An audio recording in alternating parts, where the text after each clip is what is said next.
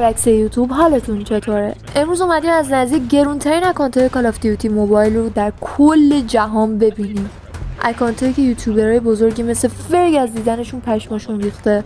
بریم ببینیم که این اکانت‌ها از نزدیک چقدر میارزن و آیا کال آف دیوتی موبایل ارزش این همه خرج کردن رو داره یا نه. بچه‌ها یادتون نره که این ویدیو رو حتما لایک کنید و بزنید بریم ویدیو رو نگاه کنیم.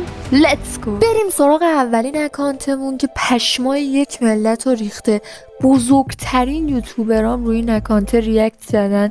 البته بزرگترین که نه، کل یوتیوبرهای خارجی روش ریاکت زدن، از بس که این اکانت صاحبش خرپوله و واسه این اکانت مثل چی خرج کرده. یه چیز باور نکردنیه بچه‌ها. این اکانت صاحبش هر کی که هست واقعا این اکانت حلالش باشه. بریم سراغ گاناش بچه‌ها. 18 تا گان متیک داره، 182 تا گان لژندری. این 18 تا گان متیکش هم هر 18 تاشو فول کرده و بچه واقعا گان متیک فول کردن خیلی سیپی میخواد، اونم تو ریجن آمریکا که واقعا خیلی سیپی میخواد. بچه تو ریجن اروپا هر یه دونه گان متیکش حدودا 8 میلیون وای میسه، 18 تاش میشه 144 تا.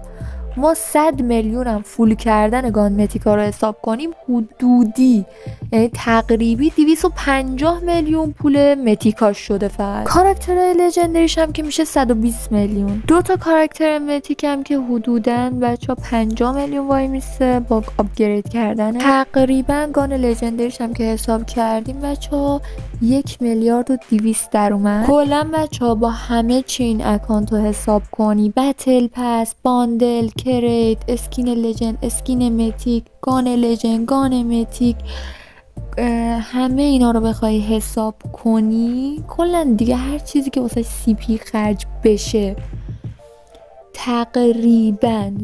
تقریبا 2 میلیارد و خوردی میشه، نزدیک به 3 میلیارد. دیگه ما 3 میلیارد حسابش میکنیم و واقعا به نظرم 3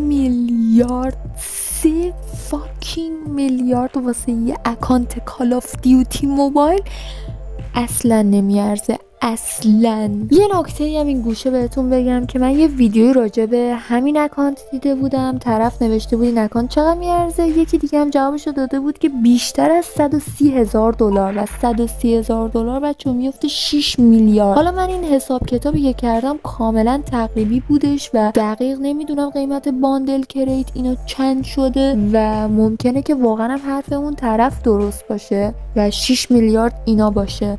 من اون تقریبی که زدم میدونم کمتر از اون نیست اکانت قیمتش، ولی ممکنه بیشتر از اون باشه. ببینیم داداشمون اصلا بازی میکنه. بله 20 بار مولتی لژند کرده، 5 بارم بتل. داداشمون مولتی باز هم هستش، عالی دمش گرم. ولی بچه حسم میگه که یوتیوبره و وگرنه که به نظرم انقدر گان لژندری به کارش نمیاد. این اکانتی هم که میخوام بهتون معرفی کنم دقیقاً خفن بودنش به اندازه اکانت قبلیه. 11 بار بتل لژند کرد، 13 بار مولتی، واقعا دمش گرم. ایشون هر دو طرف رو با هم نگه داشته.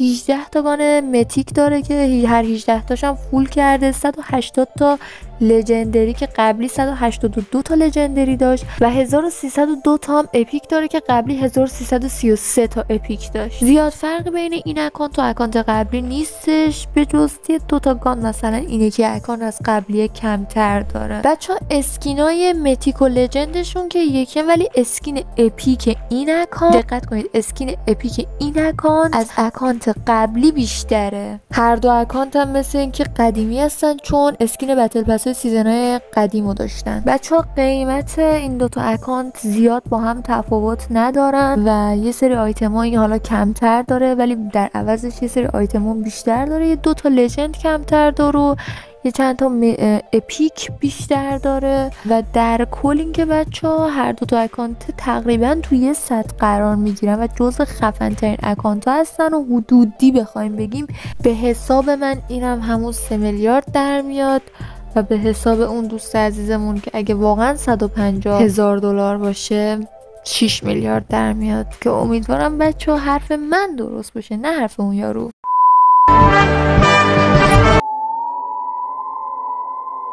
میدونم پشمای شما مثل اون یوتیوبر از این حجم از گرون بودن اکانت ریخته، ولی خب دیگه همینه.